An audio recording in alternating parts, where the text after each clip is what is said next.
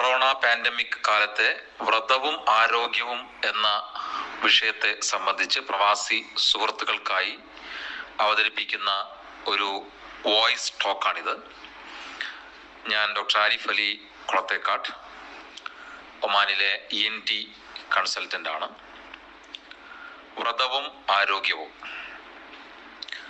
ആത്മനിയന്ത്രണത്തിലൂടെയും അനുഷ്ഠാനങ്ങൾ അധികരിപ്പിച്ചും പരലോക മോക്ഷത്തിനായുള്ള പുണ്യം തേടലുകളുടെ വസന്തകാലമാണ് പരിശുദ്ധ റംസാൻ. മനസ്സും ശരീരവും മസ്തിഷ്ക ചിന്തകളും ഏകദൈവത്തിൽ അർപ്പിച്ച് ലോകത്തെമ്പാടുമുള്ള സത്യവിശ്വാസികൾ, മുസ്ലിം സഹോദരങ്ങൾ പുണ്യമാസം ആചരിക്കുകയാണ്. വ്രതാനുഷ്ഠാനം റംസാനിലെ പ്രധാനവും നിർബന്ധവുമായ ഒരു കർമ്മമാണല്ലോ. പ്രഭാതം മുതൽ പ്രദോഷം വരെ ഭക്ഷണപാനീയങ്ങൾ പാടെ ഉപേക്ഷിച്ച് സഹജീവിയുടെ വിശപ്പിന്റെ വിളി സ്വയം അറിഞ്ഞ് സായൂജ്യമടയുന്ന ഏതൊരു വിശ്വാസിയും ആഗോളതലത്തിൽ തന്നെ രൂപപ്പെടുന്ന ഏകജാലക സാമൂഹിക സമത്വത്തിന്റെ ഭാഗമാകുന്നു എന്നത് ഈ പുണ്യമാസത്തിന്റെ മാത്രം പ്രത്യേകതയാണ്. ചരിത്രാതീത കാലം മുതൽ തന്നെ ഭോജന പ്രക്രിയയിലെ ചിട്ടവട്ടങ്ങളും വ്രതാനുഷ്ഠാനത്തിന്റെ അനിവാര്യതയും മനുഷ്യർ തിരിച്ചറിഞ്ഞിട്ടുണ്ട്. പൗരാണിക ഈജിപ്ഷ്യൻ മിത്തോളജിയിൽ അനാരോഗ്യ പ്രവണതകൾക്കെതിരെയുള്ള ഒരു പ്രതിരോധമായി ഭക്ഷണം ഉപേക്ഷിക്കലിനെ കരുതിയിരുന്നുവെന്ന് ചരിത്രം സാക്ഷ്യപ്പെടുത്തുന്നുണ്ട്. ഗ്രീക്കോ അയോണിയൻ ചിന്തകളിൽ ആഹാരം ഉപേക്ഷിക്കൽ ഒരു ചികിത്സാ വിധിയായി പോലും അംഗീകരിച്ചിട്ടുണ്ട്. പൈതഗോറസ്, പ്ലാറ്റോ തുടങ്ങിയ അയേണിയൻ തത്വചിന്തകർ വ്രതാനുഷ്ഠാനത്തിന്റെ പ്രചാരകർ ആയിരുന്നു. എണ്ണമറ്റ സൂക്തങ്ങളിലൂടെ നോമ്പുകാരന്റെ മഹനീയത വിശുദ്ധ ഖുർആനും സാക്ഷ്യപ്പെടുത്തുന്നുണ്ട്. എന്നാൽ 20-ാം നൂറ്റാണ്ടിന്റെ ആദ്യ ദശകത്തിൽ മാത്രമാണ് ആധുനിക വൈദ്യശാസ്ത്രം വ്രതാനുഷ്ഠാനം ആരോഗ്യ സംരക്ഷണത്തിന്റെ പ്രവേശന കവാടമെന്ന് തിരിച്ചറിഞ്ഞത്. വ്യാവസായിക വിപ്ലവാനന്തരം ലോകം ആധുനികതയിലേക്കും പിന്നീട് അത്യാധുനികതയിലേക്കും പ്രയാണം തുടർന്നപ്പോൾ മനുഷ്യന്റെ സാമൂഹിക സാംസ്കാരിക കാഴ്ചപ്പാടിലെ മാറ്റങ്ങൾ ഭക്ഷണ രീതികളും സ്വാഭാവികമായിട്ടുള്ള വ്യതിയാനങ്ങൾ സൃഷ്ടിച്ചു. നിലനിൽപ്പിനാസ്പദമായ ഊർജ സ്രോതസ് എന്നതിനപ്പുറം ഭോജനം ഒരു കലയായി പരിണമിച്ചതും അത് ആഡംബരത്തിന്റെയും സമ്പന്നതയുടെയും മൂലചിഹ്നങ്ങളായി നിലനിന്നിരുന്ന പാരമ്പര്യ ഭക്ഷണ രീതികൾ ഉപേക്ഷിക്കപ്പെട്ടതും തിരക്ക് പിടിച്ച യാന്ത്രിക ജീവിതത്തിൽ ഫാസ്റ്റ് ഫുഡ് സംസ്കാരവും ജങ്ക് മീൽ വ്യവസ്ഥയും സ്ഥാനം നേടിയതോടെ പ്രകൃതിജന്യ പഴവർഗ്ഗങ്ങളും പച്ചക്കറികളുമെല്ലാം തീൻമേശയിൽ നിന്നും ക്രമേണ തമസ്കരിക്കപ്പെടുന്ന ഒരു സ്ഥിതി വന്നു.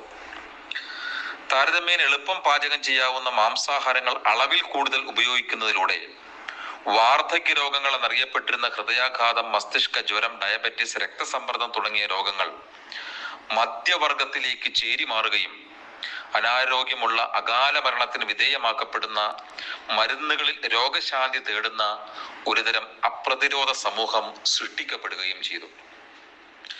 ജീവിതശൈലി രോഗങ്ങൾ എന്ന ആരോഗ്യ വൈകൃതം സമൂഹത്തിൽ രൂപപ്പെടുന്നത് ഇങ്ങനെയാണ്. ഈ നൂറ്റാണ്ടിൽ വൈദ്യശാസ്ത്രം ഏറ്റവും കൂടുതൽ ചർച്ച ചെയ്യപ്പെടുന്നതും ആകുലതകൾ പങ്കുവെക്കുന്നതും ജീവിതശൈലി രോഗങ്ങളെ കുറിച്ചാണെന്നുള്ളത് അതിശയോക്തിയല്ല. ഇന്ന് കാണുന്ന ഏതാണ്ട് എല്ലാ അസുഖങ്ങളിലും 80% കൂടുതൽ കാരണമാക്കപ്പെടുന്നത് ഭക്ഷണ രീതികളിലെ സന്തുലിതമില്ലായ്മയോ അമിത ഭക്ഷണമോ ഭക്ഷണ പദാർത്ഥങ്ങളിലെ മാലിന്യങ്ങളോ ആണെന്നതാണ് സത്യം. ക്യാൻസർ പോലുള്ള മാരക രോഗങ്ങളിൽ ഭക്ഷണത്തിന്റെ പങ്ക് അനുമാനങ്ങൾക്കപ്പുറം ഗൗരവമർഹിക്കുന്നതാണെന്ന് സമീപകാല പഠനങ്ങൾ തെളിയിക്കുന്നുണ്ട്. ഒരു നിശബ്ദ കൊലയാളിയായി ഭക്ഷണത്തെ തിരിച്ചറിഞ്ഞിട്ടുണ്ട് ശാസ്ത്ര സമൂഹം. ഇവിടെയാണ് വ്രതാനുഷ്ഠാനം ഒരു ശാസ്ത്ര ദാർശനിക ചിന്തയായി പരിശോധിക്കപ്പെടേണ്ടത്. ഒരു അനുഷ്ഠാനം എന്ന നിലയിൽ വ്രതം ഉണ്ടെങ്കിലും അതിന്റെ ആരോഗ്യ വശങ്ങൾ നാം അറിയേണ്ടതുണ്ട്. ഇതര മനുഷ്യരിൽ നിന്നും വ്യത്യസ്തമായി ഭക്ഷണപാനീയങ്ങൾ പാടെ ഉപേക്ഷിക്കുകയും അതിന് സമയപരിധി നിശ്ചയിക്കുകയും റംസാൻ നോമ്പിന്റെ പ്രത്യേകതയാണ്. ഭക്ഷണം കഴിക്കൽ ഒരു വികാരത്തിനപ്പുറം ഒരു വിവേകപൂർവമായ നടപടിയാണെന്ന് ഓർമ്മപ്പെടുത്തുന്നു നോമ്പ്. വ്രതാനുഷ്ഠാനം അനാരോഗ്യ ശരീരത്തെ ശുദ്ധീകരണ പ്രക്രിയയ്ക്ക് വിധേയമാക്കുന്നുണ്ടെന്നും അതുവഴി ആരോഗ്യ പരിരക്ഷ പ്രദാനം ചെയ്യുന്നുവെന്നും വിദഗ്ധർ ചൂണ്ടിക്കാണിക്കുന്നുണ്ട്. അത് നമുക്കൊന്ന് പരിശോധിക്കാം. ഏതൊരു രോഗത്തിന്റെയും മൂല കാരണം തത്വചിന്താപരമായി അശുദ്ധ രക്തത്തിന്റെ അഥവാ അണുനിബിന്ദവും വിഷാംശ ദീപ്തവുമായ രക്തത്തിന്റെ സ്വാധീനമാണ് എന്ന് പറയാം. കഴിക്കുന്ന ഭക്ഷണം ദഹനേന്ദ്രിയങ്ങളിലെ രാസപ്രക്രിയകൾക്ക് വിധേയമായി കണികകളായി വിഭജിക്കുകയും ആഗിരണം ചെയ്യപ്പെട്ട് രക്തസംക്രമണത്തിലൂടെ അവയവ വ്യവസ്ഥകളിലേക്ക് ചെന്നെത്തുകയുമാണ് ചെയ്യുന്നത്. ഒരു നിശ്ചിത അളവ് ഇത്തരത്തിൽ ആഗിരണം ചെയ്യപ്പെടുന്ന ഒരു നിശ്ചിത അളവ് കൊഴുപ്പ്, പഞ്ചസാര, പ്രോട്ടീൻ തുടങ്ങിയ ഊർജ സംഭരണികളായി അവയവങ്ങളിൽ കേന്ദ്രീകരിക്കപ്പെടുന്നു. അളവിൽ കൂടുതൽ ഭക്ഷണം മാലിന്യമായി കണക്കാക്കപ്പെടുകയും അവശിഷ്ടങ്ങളായി ശരീരത്തിന്റെ വ്യത്യസ്ത ഭാഗങ്ങളിൽ കുമിഞ്ഞു കൂടുകയോ വിഷാംശങ്ങളായി അഥവാ ടോക്സിൻസ് ആയി പരിണമിച്ച് അടിഞ്ഞു കൂടുകയോ ആണ് ചെയ്യുക. ത്വക്ക്, മസ്തിഷ്കം, ഹൃദയഭിത്തികൾ, കരൾ, വൃക്ക, രക്തക്കുഴലുകൾ തുടങ്ങിയവയെല്ലാം ഇത്തരത്തിൽ കുമിഞ്ഞു കൂടലുകൾ ധാരാളമായി കാണുന്ന ഏരിയകളാണ്. ശരീരത്തിന്റെ ദൈനംദിന പ്രതിപ്രവർത്തനങ്ങളുടെ ഫലമായി ഉണ്ടാകുന്ന വിഷാംശങ്ങൾക്ക് പുറമെയാണ് ഇതെന്ന് ഓർക്കുക. അമിത അവശിഷ്ടങ്ങൾ നിർമ്മാർജ്ജനം ചെയ്യപ്പെടുന്നതിലെ കാലപ്പഴക്കമോ അത് വിസർജിക്കപ്പെടുന്നതിലെ പോരായ്മയോ അനാരോഗ്യത്തിന് വഴിവെക്കും. തുടർന്ന് രോഗങ്ങളുടെ മൂല കാരണമാകുകയും ചെയ്യും. കൊഴുപ്പടിഞ്ഞുകൂടി ഹൃദയം, മസ്തിഷ്ക ആഘാതമുണ്ടാകുന്നതിനും ഹൃദയാഘാതമുണ്ടാകുന്നതിനും ഉപ്പിന്റെ അംശം കൂടി രക്തസമ്മർദ്ദം രൂപപ്പെടുന്നതിനും പഞ്ചസാരയിലൂടെ ഡയബറ്റിസ് ഉണ്ടാക്കുന്നതും അമിതവണ്ണം, ത്വക്ക് രോഗങ്ങൾ തുടങ്ങിയവയ്ക്കെല്ലാം ഈ അസന്തുലിതാവസ്ഥയുടെ പരിച്ഛേദങ്ങളാണ്. 11 മാസക്കാലത്തെ ഭക്ഷണ വ്യവസ്ഥയിലെ തകരാറുകൾ മൂലം മന്ദീഭവിക്കുകയോ രോഗാതുരമാകുകയോ ചെയ്ത ശരീരത്തെ ക്രമബന്ധിതമായ ശുദ്ധീകരണ നിർമ്മാർജ്ജന പ്രക്രിയയിലൂടെ സ്വയം സംസ്കരിച്ചെടുക്കുക എന്നതാണ് വ്രതാനുഷ്ഠാനം മുന്നോട്ട് വയ്ക്കുന്ന ശാസ്ത്ര യുക്തി. പ്രധാനമായും 3 മാർഗങ്ങളിലൂടെയാണ് ഇത് സാധ്യമാക്കുന്നത്. ശരീര അവയവങ്ങളിലെ വിഷാംശങ്ങളെ നിർമ്മാർജ്ജനം ചെയ്യുക എന്നതാണ് ആദ്യപടി. കരൾ, വൃക്ക, ശ്വാസകോശം തുടങ്ങിയ അവയവങ്ങളാണ് ഇതിൽ പ്രധാനം.